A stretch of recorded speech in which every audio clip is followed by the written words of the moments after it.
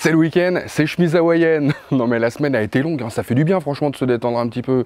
Asseyez-vous 2 minutes, détendez-vous, abonnez-vous, activez les notifications. Allez, c'est parti. On a déjà parlé du XADV, mais chez Honda, c'est la folie des annonces cette semaine, à commencer par la nouvelle CB1000R. Alors qu'a-t-elle de nouveau? Finalement, plus de choses qu'il n'y paraît. D'abord, la position de conduite sera un petit peu basculée vers l'avant.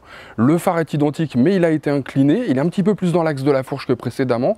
A l'inverse, les ouïes de radiateur en aluminium bruni, plus petites, s'inclinent plutôt vers l'avant elles aussi. Au passage, la CB1000R hérite de nouvelles roues en aluminium coulé et d'une nouvelle boucle arrière en aluminium brut totalement redessinée. Quant au support de plaque, il a fait un petit régime, ça c'est pas mal. Côté instrumentation, on passe à l'écran TFT couleur. Il fait 5 pouces, on peut choisir parmi 4 styles d'affichage. Évidemment, il est connecté. Pour alimenter son smartphone en roulant, une prise USB a été disposée sous la selle. On a déjà vu plus pratique, mais bon, c'est déjà ça de prix. Comme le signal de freinage d'urgence. Vous savez, c'est les clignotants qui se mettent en warning quand on tape vraiment fort dans les freins. Ça peut être utile en cas de coup dur. Et puisqu'on parle des clignots, ils se coupent automatiquement une fois qu'on a tourné maintenant. Ça, c'est pas mal non plus. Franchement, si ça peut m'éviter de mettre des coups de klaxon pour rien, c'est bien. Hein.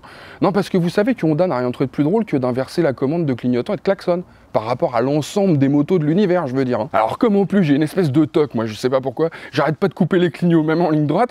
Quand je roule en Honda, on dirait la caravane du Tour de France, toi. Mais j'arrête pas, quoi. Côté moteur, le 4 cylindres dérivé de la CBR1000RR passe Euro 5 sans broncher ou presque, puisqu'il perd 1 Nm mais conserve ses 145 chevaux. Et sinon, on pourra dorénavant s'offrir une Black Edition qui fait la part belle au noir bien sûr, mais aussi à l'aluminium usiné. On en trouve sur les bâtons de roue, le bras oscillant, les carters moteurs, les pontets de guidon. Quant au noir, il s'invite un petit peu plus encore sur le phare, le saut de vent, les fourreaux de fourche, les ouïes de radiateur. On en voit aussi sur l'échappement, sur le silencieux, mais aussi les collecteurs. Hein. Et le réservoir donc passe au noir graphite, ainsi que le capot de selle passager sur cette version. Et au passage, elle gagne un shifter.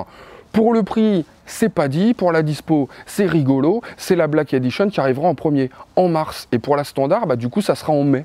C'est étonnant. Hein.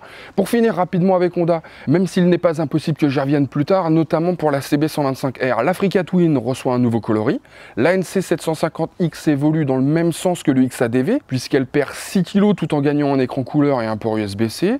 Elle sera dispo en mars, moyennant 9 349 €. Mais personnellement, je suis pas hyper fan moi de cette moto. Je la trouvais un petit peu, verrouillée du train avant, et un petit peu dur comme ça à emmener.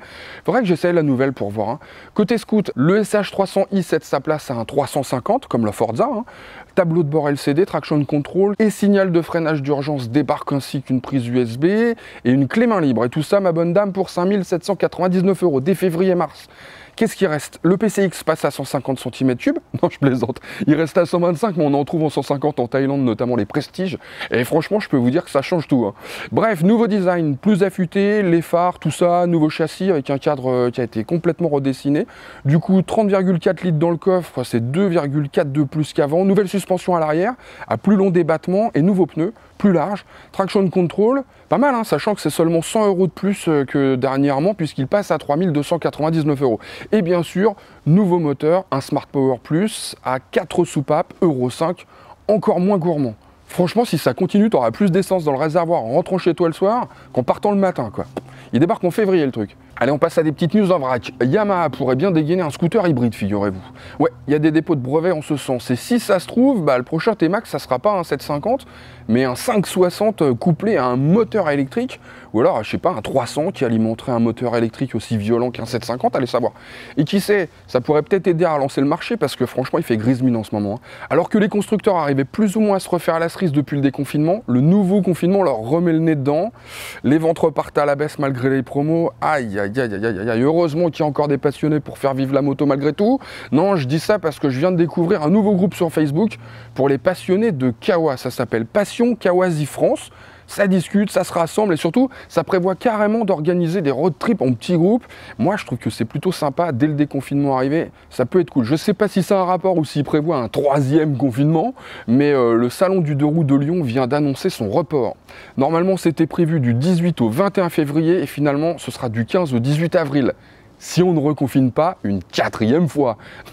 Malheur, non là j'arrête tout, hein. Je pars vendre des bouées licornes à Koh Samui, je vous préviens. Hein. Tout à fait, sur la plage de Chaweng, à côté du Harkbar, je vous jure que c'est vrai.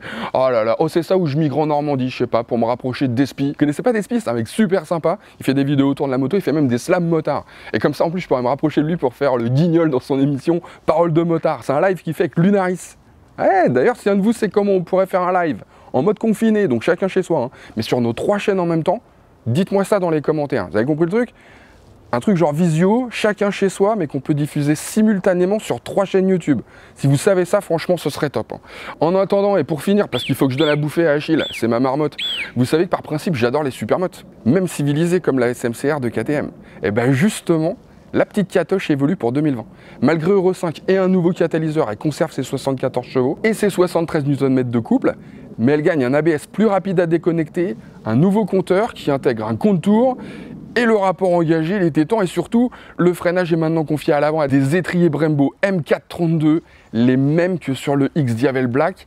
Va y avoir du sport. Et soit dit en passant, j'adore la com de KTM. Quand tout le monde serre les fesses, eux ils te mettent des mecs qui font des glisses sans fil, des stoppies à la sortie de la gare en mode balèque quoi.